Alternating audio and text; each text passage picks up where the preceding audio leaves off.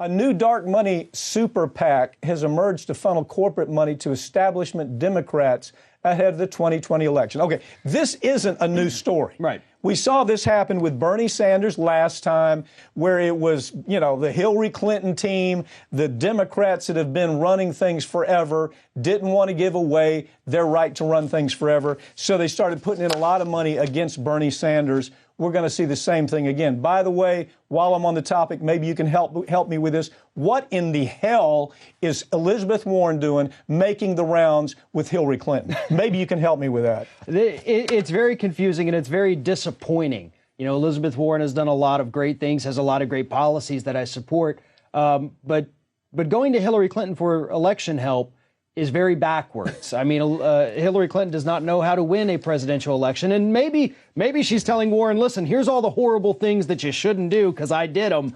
But I don't think that's the case. And I think Elizabeth Warren's trying to kind of ride the line. HMF, talk about it. But look, by the way, while we're on Hillary Clinton, Bobby Mook, the mook who blew the election, impossible. He blew the election for Hillary Clinton. He was the guy making the decisions. Actually allowed Trump to win. This guy is such an incompetent boob. He's now seated himself in HMF. HMF is what? That is the House Majority Fund, I believe it is. And the reason they came about, and they started raising, I think, $10 million so far just since March, they saw what happened in 2018, where you had these progressive challengers knocking out establishment Democrats in the primaries and then winning their elections. And they don't want that to happen again. And it's not because they don't like these people. It's because they've got to make sure that they put the centrists back in power because that's what corporations want. Wall Street. And you and I have talked about this. There is a reason why corporations love the centrist Democrats and the centrist Republicans, because social issues mean nothing to DuPont and Monsanto and Exxon. They don't care. What they care about are their tax breaks and getting rid of regulations. And your centrist Democrats and your centrist Republicans are fine with doing those as long as these corporations don't come out one way or another on abortion. And so this is what HMF is about. That's my point. Yeah. Okay. And you have the same boneheads running HMF that lost the election, the impossible. They did the impossible in losing to Trump last time. Those are the people that are spending the money. Now, who are they spending the money against? They're spending the money against the Bernie Sanders types, the Elizabeth Warren types, anybody, the Gabbard type, anybody that doesn't fit into their mold of a Wall Street Democrat. That's where they're spending the money, and they're hiding it. Tell me about how they're hiding it. Well, they're hiding it because they're, basically disguised as this 501c4 nonprofit advocacy group, which unfortunately is what Citizens United allowed for. If you just say you're a charity and that you're only advocating issues, not candidates or parties, you don't have to tell us where your money comes from. You don't have to disclose your donors. You can do whatever you want. Okay. And even when you do break the rules, they don't ever enforce it anyway. Last time we saw the Hillary train, establishment Democrats run by Wall Street, run by corporations, had to have Hillary elected. They lost. This time it's Joe Biden. The Wall Street corporations have to have him elected. Therefore, HMF, this fund that's put together by Wall Street, for Wall Street, and disguised as a Democratic platform, run by this bonehead Bobby Mook, who lost the last election. That is where we're going to see the money, and we're going to see a lot of attack ads done on people that don't toe the corporate line. And that's what's so ugly about this, isn't it? Yeah, absolutely. But unfortunately for this group, these people, these candidates that they want to support are destroying themselves out there. I mean, Joe Biden can't go out and give a speech, or he can't sit through a debate without saying something painfully stupid or completely fabricated. And because we actually do still have decent folks on social media, they're quick to point it out, and the mistake is quick to go viral with a correction by the people on social media saying, oh, Biden, no, he said he did this. That's absolutely not true. Yeah. Here is what it is. No, and so they can't escape it. It is true, and it's scary, and we're allowing it to happen again. Farron Cousins, thanks for joining me. As the season picks up, these stories will get crazier and crazier. Absolutely. Over the past few years, e-cigarettes have flooded our markets, being advertised as a safe alternative to smoking cigarettes. But cases of lung disease and even deaths have begun to surface, now prompting President Trump to demand the FDA to finally step in and ban flavored vapes. Legal journalist Molly Barrows is with me to talk about it.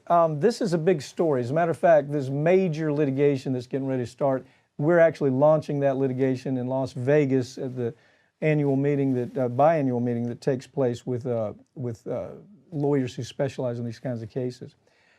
Give me your take on it. It's not an overreaction at all that Trump should go ahead and say these flavored cigarette vapes need to come off the market. Right. I agree. I mean, that's a great reaction. What really needs to be addressed is the marketing rules that need to be tightened up in regards to how these companies like Juul are allowed to deliberately market to children. Because that's the basis of the litigation that the Levitt Papantonio firm is pursuing, along with some other law firms that basically say they took the model from Big Tobacco and said, we've got a product here that we can market as relatively safer than perhaps traditional combustible cigarettes, but we're going to flavor it and we're going to make it easily consumed and appealing to young people. And that's why you see such a huge market. The Juul company owns the market, dominates the market when it comes to kids and vaping. So marketing rules need to be tightened up. I think that would be a better response from Trump. I don't think it's going to. It's not as sexy. I don't think it's going to do it. When you come out with flavors like Marty Mango, Goofy Grape, Ollie Ollie Orange. Right. That's like, and even the way they market it, where do they put it in the store? Right. Kids can see it. Look, we've been through this before. We went through this on the tobacco cases. We actually started the tobacco litigation right here in this law firm. And so when we saw what they did there, here's what the tobacco industry was trying to do back then. They did studies and they said if we can addict a child by the time they're 14 to our brand of cigarettes, we can own them forever. We can own the brand forever. Okay, these are the same people. Yes. Understand, all they've done, now we're talking about a different product, but it's the same ghouls that are making these decisions. Yes. And here's what they know. Unfortunately, in the vaping industry, it's almost become a cult. They'll have vaping contests that you go online and who can make the biggest vape. A culture of vaping. No, everything that you do, whether you're socializing or working, you can have it around with you. But it's worse than that. It is a cult.